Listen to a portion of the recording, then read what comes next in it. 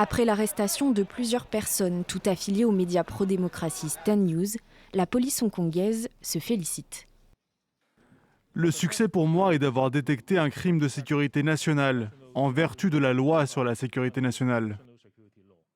Ce mercredi, 200 policiers ont mené une perquisition dans les bureaux de Stand News, l'un des organes d'information pro-démocratique les plus actifs du territoire.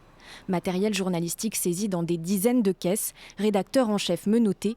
La police dit avoir mené ces arrestations pour conspiration en vue de diffuser une publication séditieuse qui pourrait nuire au gouvernement. Pour les ONG, il s'agit d'une attaque délibérée contre la liberté de la presse.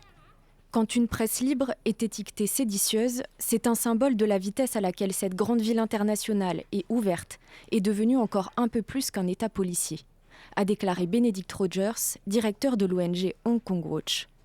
Le rédacteur en chef adjoint de Stand News, Ron Sunchan, a tenté de diffuser l'opération en direct.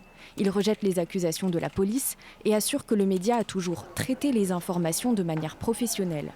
Stand News est le dernier média pro-démocratie d'importance à Hong Kong, depuis la fermeture du journal Apple Daily en juin dernier. À la suite des vastes manifestations pro-démocratiques de 2019, la Chine a repris Hong Kong en main et lui ôte progressivement toute forme d'autonomie.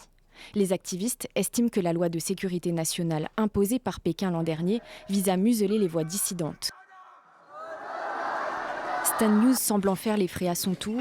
Après l'opération de police, le média a annoncé sa fermeture, la démission du rédacteur en chef et le licenciement de tout le personnel.